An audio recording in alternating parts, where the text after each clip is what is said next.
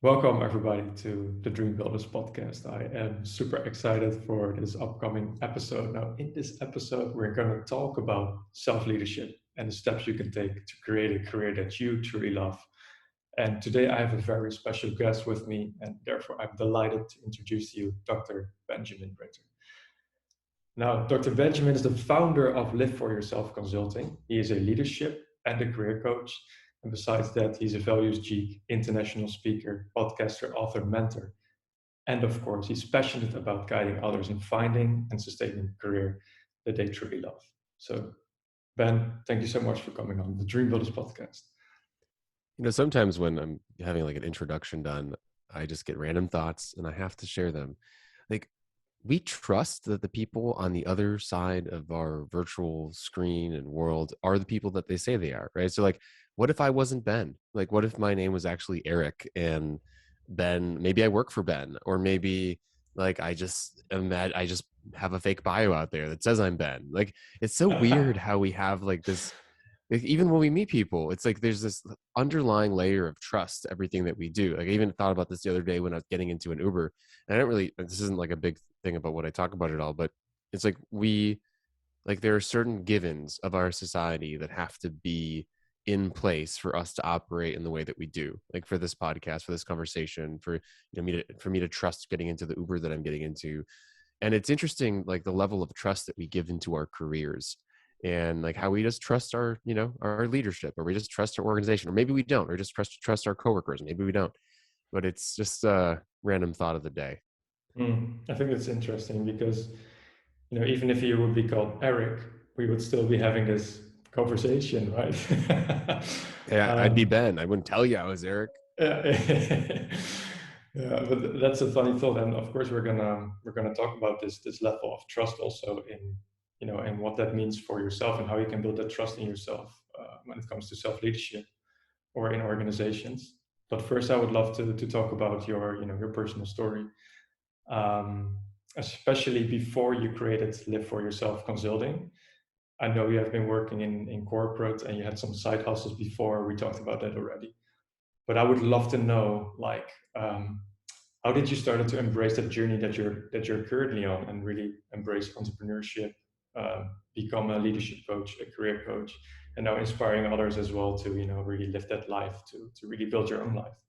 Tell us a little bit more about that, please. Well, at the time before I started Live for Yourself Consulting, I was an overworked executive, an executive that achieved success but didn't feel successful. So at the time, like on the surface, so I had 2 graduate degrees. I was working in healthcare as a senior executive in the leadership team. I had a side hustle. I was a dating and relationship kind of life coach at the time. I was building a business for at that moment. It was like 5 years in. I had a podcast, had a bunch of content out, was writing articles for a variety of websites, was going fairly well. I also worked in hospitality at night to earn extra money. Like, I was just overworked. I was just kind of getting through the day, um, and was was pretty negative. I was like pretty much stuck in this kind of victim mentality. I didn't really enjoy my job. I didn't really feel that it was meaningful for a variety of reasons. One, because I was promoted from a position that I really enjoyed because I was good at it into the executive team, but wasn't given any direction, wasn't given any opportunity for leadership development at the time. And so kind of lost the things that I thought were meaningful, and I was waiting for my organization to make them meaningful. I also had a senior leadership team that was pretty negative as well. So they would, constantly on a weekly basis, I'd be sitting in the office with my peers while they would cry and just talk about things that the leadership would say to them. And so I was like, why do we have work like this? Why is the world like this? And then I was also spending any other time I had left building a business that I didn't truly care about, a business that I kind of fell into at the time. Now, it did allow me to activate certain skills that I had, but I didn't feel aligned in that area either. And if you're living a life where you're just you're off center, you're not really living as who you want to be, you don't find meaning from it, you don't feel like your strengths are being utilized, you don't really have relationships that you want to be a part of, then you're going to be pretty unhappy. And I was pretty unhappy at that time. And I got to that point for a ton of other things, like a ton of other reasons that we can get into. But that point was so important because I one day was walking into work, going through the normal motions of just, why do I have to do this? I hate this. And so when I'd get to work, by the way, I wouldn't really work. I would do the bare minimum possible. I wouldn't invest in the people that were there because I always thought I was going to leave soon, even though I wasn't. And I would like get up from my desk during lunch. I'd go work out for 2 hours. I'd come back and like hide, make sure no one would see me. I'd leave early. And so it's just another one of those days. And just something happened that was different. Like I was walking into work and I was looking at people in the eyes, dreading the day. And I noticed that everyone seems to feel the same way. And I don't know what it was about that moment or that thought, but sometimes you have some that just kind of wake you up. And it woke me up. And I really just said, okay, look, I don't have to do this. Like, I don't have to be one of these people. I don't have to be a victim of my environment. And so from that point on, I started asking myself, did hard audits. What do I want to, like, I started actually valuing every moment. So the difference between the day before and now that day of was that I looked at each moment as something that like just had to get through so I could get to the next day. I could get to the future, and the future is going to be better, but it wasn't, because I wasn't doing anything to make it better. And so I actually decided to say, okay, I'm going to make today better. And that started to cast, it kind of hit the dominoes. It started, well, what do I care about? Who do I want to meet? What type of work do I want to do? What sort of change do I want to make in the world? And led me to start taking action and take control of, oh, my job isn't giving me meaning, but I'm going to go create meaning for myself. Yeah, I totally kind of relate what you were saying in the beginning as well. Like, well, I wasn't overworked, but clearly you felt stuck in the things that you were doing, and you also kind of didn't enjoy my job. And I had exactly the kind of same feeling when I was in corporate. You know, in the beginning, I loved it, but I had a career of 8 years, and in the first 2 3 years, I found a lot of excitement. It was very dynamic. I met a lot of young people, and the atmosphere was great. But in terms of career development and what you also mentioned, like leadership development, further up in my career, I didn't really felt that was there. Um, so I kind of felt completely stuck in the things that I was doing when I was 8 years further ahead. And I started exactly asking those kind of questions, what you just asked me, like, why am I actually doing what I'm doing? What do I really care about?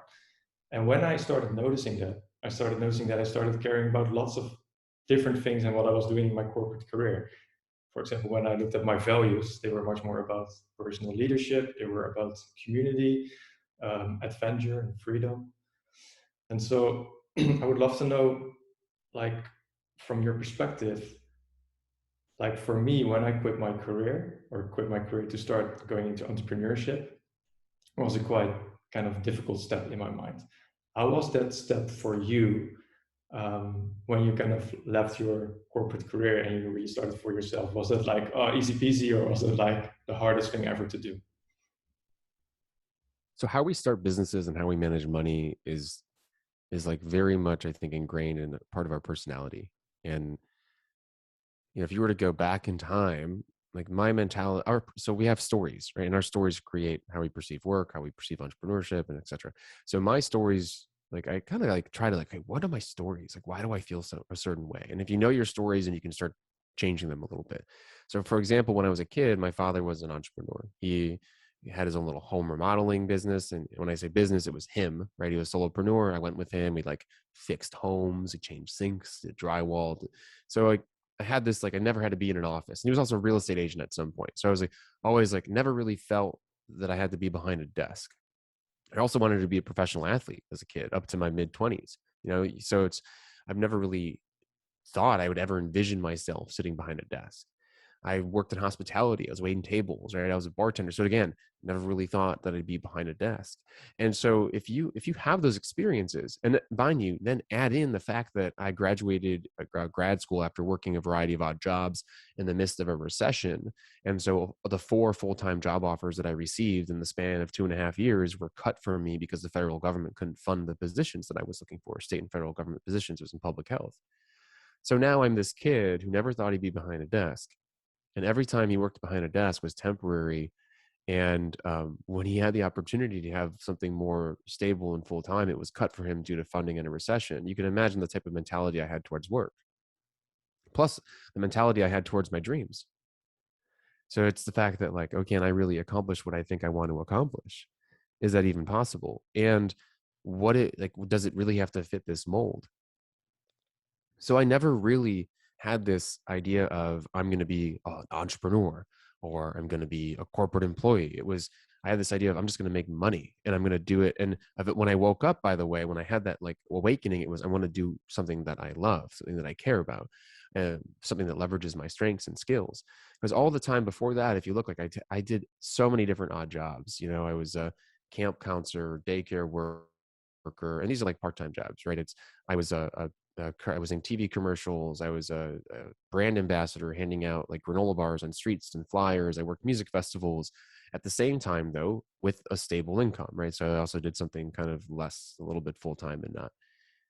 And so when opportunities come up for businesses, I tried them, right? The first one I ever tried to start, I actually got to the point of launch and didn't launch because I didn't have confidence in myself. And that's when I ended up going to school and like thinking I needed to educate myself to be an entrepreneur, which is, by the way, if you ever think you need to go get your MBA in entrepreneurship to launch a company, just launch the company. It's the best MBA you could ever find in your I life. love Yeah. that. So it was just funny because it would laugh. People would laugh because they knew I was creating this food company, and I did I reached focus groups. I met the distributors. I did packaging, like, and everything. Taught myself, graphic design. I did nutritional testing and all these things. And right before launch, I go, you know what? You know what's a good idea? And instead of spending $1,500 to launch this company, I'm gonna go spend a crazy amount of money and go get my MBA in entrepreneurial management. Like logic is not there. But I ended up getting it funded pretty much the majority of my schooling, which is the reason why I went, and ended up doing an MPH in public health policy. So kind of like it worked out in a way. And then when I had the chance to start my second company, I did, or the first company I did. But so this idea of like, okay, you're in healthcare and now you're going to go quit your job and go start your business, that never was my mentality. I already had a coaching company going at the time. I had other business ideas that I kind of tried to start and didn't start. I think what the important part of this story, though, is that in 2018, so after I was already almost done with my doctorate degree, right? Because I decided that I wanted to go become a credible expert in organizational leadership. I wanted to make sure that I could speak on stages and do research. And so I went back to school to get my doctorate while I was working full time. So I went to school full time while I was working in healthcare full time. I had a plan while I was rebranding and building a new company. So while also working in a bar to pay off my doctorate degree.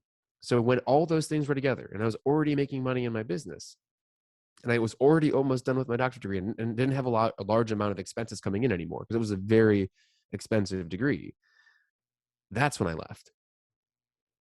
Yeah. Not before. And Mhm. so often I see people go, it's all or nothing. I have to leave this horrible job to start this business. No, fix the job, fix where you're at, make it what you want it to be, build relationships that are going to support your business, take on projects that are going to create strengths and allow you to be more credible when you go approach people for your business, and then go in. Yeah. And Mhm. I was working with I mentor like young entrepreneurs for different programs, really fulfilling. But one of them was just struggling financially, like, and couldn't fully commit to her business because of those financial stressors. And then decided to take a part-time job, which didn't pay anywhere near as much as a full-time job, but ended up working almost as much as a full-time job, and was then now doubly stressed and not really making the money that she needed to not be stressed.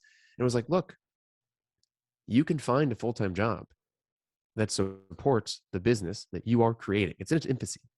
And because it's in its infancy, you have a 5-year window where it's going to have to, you're going to need to cultivate it. It's going to water it, make sure it's getting enough sunlight. Like, it's not going to happen overnight.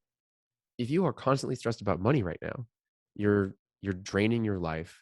You are stressing your relationships. You're not going to be able to invest in your business in a way that's creative and innovative. And so that mentee ended up getting a full-time job that supports her business, that allows her then to put the building blocks together and not worry about money or anything. Like, it's like, so that's why, long story summarized, I always was managing a variety of different things so that when I did dive in fully, I was able to do it in a way where I felt comfortable and safe, which was important for me based on my story. Now, we've talked about this. I go in and out of organizations. So my company's been around for 5.5 years. A company that I was consulting for approached me and said, "We want you." And I go, "Well, can I still run my business?" Yes. Are you going to pay me more than you would pay me if I was a consultant for you? Yes. Are you going to give me benefits? Yes. Like, it's so you can't just say it's all or nothing. You have to weigh, I think, the pros and cons of any situation. There's no right or wrong way to work or start a company. And they're not separate. They're not siloed. I love that. And the last example that you gave is very interesting. I think we talked about it last time as well. Working for yourself, or if someone else gives you even a better offer than working for yourself, would you then do that, right? And I think as long as you can be in your zone of brilliance, if you can be in your zone of genius and really play with your strengths, I think that is absolutely possible. So that's really interesting. Well, yeah, on that Um, note, just on that note, because I think this is important, and I ask this to entrepreneurs pretty much all the time. I ask this to people that want to be entrepreneurs, and I go, look, so the things that you want to be to start a business, like let's say you have autonomy, freedom, impact, you do the work that you get to do, you have control over your time. Let's say an employer goes to you and says, I'm going to pay you 3 times more than you'd make on your own, and I'm going to give you all those things. So what is it? And this question is important, not because I'm trying to convince anyone to go work for an employer. It's important because it helps you identify what is important about being an entrepreneur to you. That's it. What is important about being an entrepreneur for you? And if you can if you can figure that out, if you can make a bullet point list of that, now you know what motivates you. And now you can ensure that you can focus on that and ensure then this dream that you're building is going to be sustainable. I would love to tap into that dream. Uh, because we, like what you said, you don't necessarily need to step into entrepreneurship to build your dream. You can also perfectly do that within a career that you love. Like, what means self leadership for you, and kind of having a super fulfilling life? Like, how can we get to that place of enjoyment and fulfillment? I have this idea, I'm sure a lot of other people have it, that stressors from life come from areas that we're misaligned. We have relationships that we really don't want to be with or that have conflict. We have working in a job that isn't fully what we want it to be.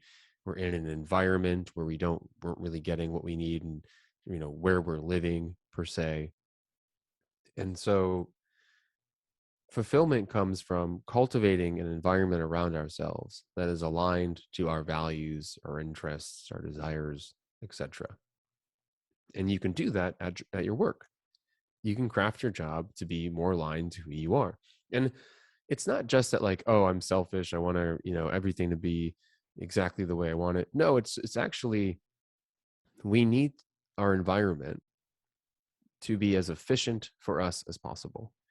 It's just like trying to figure out where you want to go to eat at a restaurant. That takes energy. Scrolling through Instagram, looking at every single different post takes energy. And so if we have an environment around ourselves where we know the decisions that we're making are good and fulfilling, then we're going to have to it's going to take less energy. So we're going to have more energy to invest in growing our environment. So it's just like, the simplest example of this is if you're in a really dramatic negative relationship where you fight all the time, it takes a lot of energy away. You have to focus a lot in that area. Or are you in a positive, value aligned relationship where things are easier? So it allows you to spend time building and growing and being fulfilled and happy and such.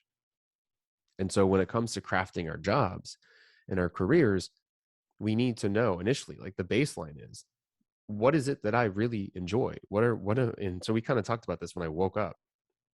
What is the work that I actually want to do? What is the meaning of it? Where is this leading? What work do I want to do? And you need to figure this out for yourself, but then you also need to start having these conversations with your leadership, because they're the ones that are going to help also make it happen for you. That's funny that I was thinking about that, because one of the reasons that I'm in business is actually because of these kind of questions, and these questions that we can ask ourselves about how to have a meaningful life, who we are, what our talents are, have actually kind of never been taught to us at school. Um, But you didn't take the meaning of life 101 class when you were in school? well, in the Netherlands it wasn't there, so no, we never had those things. You probably also know. But like, what will be because we have never been educated in this, and like from Gallup studies, we know that 80% of the people are kind of disengaged with what they're doing right now. that also means that they're not finding the real meaning in their jobs right now, right? And that's a huge percentage. So what will be like a super simple process or a first step that people can take to discover that kind of deeper meaning in their work and in their lives? Oh, there's so many steps. I know, but if you, So many steps. it's about Okay. the easy, let's say the easy fix, So because this goes, of there's, course, very deep, right? Meaning it yeah, can go there's, very. so there's low hanging fruit for everything. Like if I was to ask your listeners, what are the things that are causing them the most stress at their job? List out the top 3. And there are ways to change the things that are in that top 3 list. Usually, though, the person is not confident enough to speak up or to take action. They don't, because they don't feel safe. But see, this is where like more steps come in, because you have to build safety and trust for yourself. But you can do something about those big stressors. So usually it's a person or a leader or a meeting or a work assignment. And so if there's a specific, or even a work environment. So for example, now everyone having to, not people don't have to commute as much anymore, but sometimes now people are having to go in certain days of the week because offices are opening up. So that's also negotiable. You can find ways to negotiate it depending on if you're willing to speak up to your leader and have a conversation about it. But let's take so there's a really draining meeting that you're a part of. And let's say, you know, you don't have to be there, or you don't really speak up much in the meeting, or it's about a process that is kind of struggling or not working. But so there are things that you can do to improve this hour of your day or 2 hours of your day, however long it is. I know I have one client right now that has a 4-hour meeting, and yeah, it's a long, yeah, Wow. that's a long meeting. But so for example, let's say initially let's say you don't have to, let's say you can make an argument that you don't have to be there. Great. Out. Let's say that the meeting's on video. You can go talk and say that you don't want to be on video. Great. You don't have to be on video anymore. That takes a huge stressor away from it. Let's say you talk at the end of the meeting. Well, can you talk at the beginning of the meeting and then leave, or focus on something else? Let's say there's a specific person in the meeting that is causing you, stress or problems. So now you have to figure out how to reframe, how you perceive that person, or work with them outside of the meeting and create greater communication with them. So there's like little additions you could do. I'll give like one more example and then we can move on to something else. The other thing is, let's say you really have to be a part of this meeting. Great. So now then you have to reframe what it means in your mind. So find the meaning behind the meaning of the meeting, little tongue twister. So understand the impact of it, understand the meaning that it has for your career, understand how you could actually create opportunities to connect with people during that meeting. So take a moment and do like an icebreaker exercise or connection. And let's also, and so then also the other piece is, if you leave the meeting drained, then you have to have a buffer before the meeting, and you have to have a buffer after the meeting to do things that you enjoy and to refresh. So a lot of times people have like a really negative meeting and then go straight into all the work that they have to do. And so instead, you can kind of sandwich that meeting with fun, with your favorite cookie or bag of chips, or a walk, or a conversation with someone you really enjoy. So those are all little things and little adjustments that you can do to the actual work. Something as simple as a meeting. All right. So thanks for the examples, by the way, because then you make it really concrete for people to understand. I would love to talk about finding and living your purpose right now. Often Yeah, people wait. find it. So one second. So Go real quick, ahead. this has popped into my mind. There is some recent research that I read about job satisfaction and engagement, and it was saying how workers don't need their entire job to be meaningful, or they don't need their entire job to be like happy all the time. They just need, it was something like 15 to 20%. That's it. Of the And time, so of the entire time that you of the work. entire time of their activities of what they're doing. Yep. So that's like And one then, day out of the whole week, let's say. yep, If you no. exactly. Yeah. And they said that with that amount, they don't see any change in retention or turnover and stuff. So if you think about like, oh, Ben's just talking about a meeting, changing a meeting, how important is that? That could be a big portion of that 20%, that 15 to 20%. And so if you do these slight adjustments, it can make some big changes to your levels of happiness at work. And I just wanted to say that, just to reiterate it. That's a really interesting research, by the way. That's cool. All right, thanks for sharing. So, finding purpose and let's say living your purpose. We all know that like once you have found your purpose, absolutely great. I want to talk about living your purpose and especially kind of building that clarity and also the confidence within yourself to start living out what truly matters to you over a longer period of time. Um, like, how did you do that during your life to really live out who you truly are, building this company, live for yourself, right? And inspiring other people as well to do so. How did you do it for yourself? What was the most important lever for you in that? Who am I, right? Who is my company me? Are my friends me? Right? Is this conversation me? Like this is a big thought. This is a big idea. Mm. Because, when you said like live for yourself as you, and I was like, wait a second, but it's not. Right. So like I was actually like feeling this inside, like it's not me. Like I'm me. And I think too often we attach our identity to the things that we do. Like the things that we do are a portion of our values and our interests, hopefully. They're not you. Like you as an individual is how you show up to the things that you do. So like I could show up to my company and to a coaching conversation or podcast and be swearing and be negative and be angry and be drained. And so the company isn't me, right? How I show up is. So if I do that, then that's not me. Like that doesn't resonate. But so we have to detach ourselves from I'm building this thing that is me. This job is me. No, no, no, no, no. How you show up every day in your life is you. And so how I do it for myself, right? I defined my values and I aligned them throughout my life. And so I have a fun little exercise that somebody can do, that all the listeners can do, where you list out your 5 happiest memories in your life. You list out your 5 least happiest memories in your life, and you look for the themes, the underlying similarities, the keywords, and you basically build a list of phrases that define who you are. Because usually our happy memories and our unhappy memories hold the key to what we actually feel is important to ourselves. And sometimes people will put like money, like, okay, you're going the wrong way there. It's not the money that made you happy.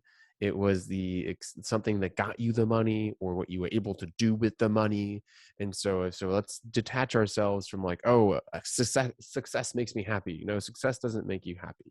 It's what does success bring to you? What were you able to do to achieve that success? So you pull out and you create these list of keywords, and eventually you can get down to these single words that you can define and say, these are my values. They're like my top 5 to 10 values of who I am as an individual.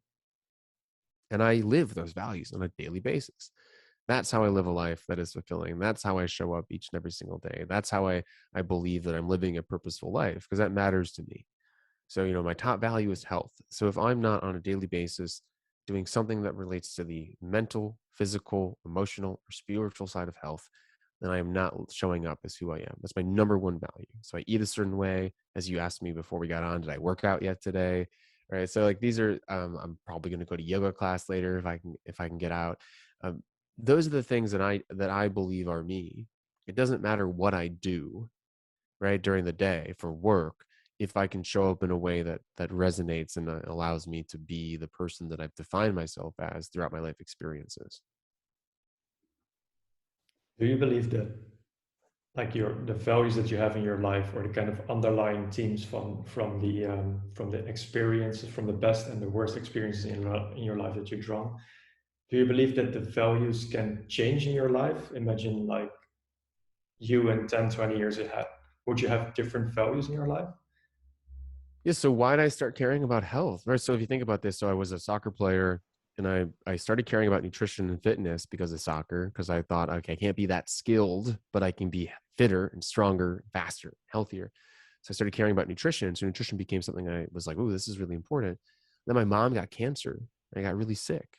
And I started learning about the food industry and the pharmaceutical industries, and said, wow, this is really messed up. There's a lot of corruption out here. And then so then I did my, when I was doing my capstone for one of my graduate degrees, I learned about, farming, agriculture, and how messed up our food system was too at the same time after I learned about the pharmaceutical industry. So now my value of health started, expanding. And as you experience life, as you go live your values and get outside of your bubble and put yourself in new experiences to really live for yourself, your values will evolve based on what you learn. I'd say though that it's much harder, right, to change your values when you are past your mid 20s and over 30, because we've tend to have had experiences that have solidified our personal and professional beliefs, which is why I think coaching is so important, why listening to podcasts and reading is so important, because and not just ideas that support your values, but ideas that might go against your values, so you can just be exposed to new information. You also can have aspiring values. Like there are some people that, are very unhappy with certain traits that they have as individuals. And so they're trying to aspire to ingrain a specific value in your life. And you can do that. Now, during that process, that you have to understand that it's going to be really difficult because it's not your value. And so it just takes time. And so, yes, again, a long answer. Sure, you can adjust your values based on the experiences that you have throughout your life, as well as they can evolve. Thanks for sharing, Ben. And I want to go back to what you said before, like that showing up and living your values has been one of the most important things for you throughout your life, and really like kind of living it out. Can you give an example of then how you really live that out? Do you follow a certain, like, do you have like guidelines or process in your life that helps you to live it out? Or is it something that, it comes so natural because you are like naturally inspired to live by your values? How does that work for you? So openness, honesty, trust, passion, learning, like, these are all my values. And so when I show up each and every single day, I I have to have certain boundaries and commitments that make them possible. Like example would be, so for example, like if I was working for somebody else, health is my number one value. So that means that, and trust, transparency, right? And there's passion and empathy. There's like a variety of humanistic values. I don't think they're very unique, but they're just like important to me. So how I talk to people, how I listen to people, how I connect with them, the amount of meetings that I'll take per day, the timing that I'll take, the timing that I'll work, the times that I'll work or not, the fact that I'll say no to a call because I want to go for a walk. Like this is how I live my values on a daily basis. And the types of work that I feel okay doing and not okay doing, right? The types of concessions I'm willing to make. If we're putting our employees first or not putting our employees first. This is how I show up and live my values. I love that. Thanks for sharing. Now, Ben, last question before we kind of round up. I would love to know where you see yourself in, let's say, a decade from now. Are you still doing the same work, inspiring people, or are you gonna take it somewhere else? Um, I'm starring in a music video in front of my private jet with my golden tigers on my left and right, and spraying champagne in the air. And I just, I'm doing a I lot will of the be there same too. stuff. Yeah, you're invited. You're Yeah, invited. yeah. Well, I hope to be able to keep exploring. I'm a big explorer. The world's shutting down didn't help much of that. But I hope to go around and see new places and meet new people, as well as invest in my relationships that I have now. Because I've spent a lot of time building relationships that align to my values over the past couple of years, and really, I think meeting some really great people that I just really want more of. And then helping more people, continuing doing what I'm doing as a coach, helping organizations grow and thrive when it comes to their, how they treat employees, and making sure that people understand that no one is going to help them have a career that they're going to fall in love with or enjoy other than themselves. Hopefully there are leaders that I can influence, that other people can influence, to help them care and help them mold and grow and develop other people. but they still work for the organization. So the only other person that's going to be able to actually lead yourself within your work life and even just your life is yourself. So inspiring and motivating people to do that from every stage imaginable, even from a private jet flying over the Faroe Islands or something. Awesome. Thank you so much for sharing that. Well, I wish you like tons of energy and of course the best of luck in helping others to achieve so, helping them, inspire them, and keep rocking it on your way as well. I want to thank you for this wonderful conversation, for the inspiring insights that you're bringing to the podcast. And before you go, please let us know what the best places are that people can find your work. Yeah, but before I want to know where you're going to be in 5 or 10 years. I have to send an invitation to the Jet music video screening. So what's on your agenda in the next half decade? My agenda for the next decade. Well, I'm thinking always like I try to dream big. So, what I would love to do, besides flying in a jet next to you, is build transformational hubs for mind, body, and soul all over the planet. I will start to build the first one next year here in Portugal. But my vision is really to, help people live out what matters to them. And of course, I won't be the only teacher, but there will be all kind of different teachers to help people achieve that. So you can think about what I said, mind, body, and soul. And this is something that I really love, connecting other people with each other, teachers, coaches, trainers, and build a kind of a new education platform in the world that help people, get more aligned with who they truly are. So that's what I'm up to in the next decade. Well, I hope to come to Portugal or any other site and hub that you create to lead a class, and I'll fly in and bring a couple tigers and we'll have some fun. You're more than invited. I'm not sure if tigers get into Portugal though, but So by the way, if anyone does want to find me or have a conversation, you can go to liveforyourselfconsulting.com. A lot of my links are there. YouTube channel, podcast, 2 podcasts. You can also connect with me directly on LinkedIn at Dr. Benjamin Ritter. Happy to talk about coaching services as well as anything else that you heard.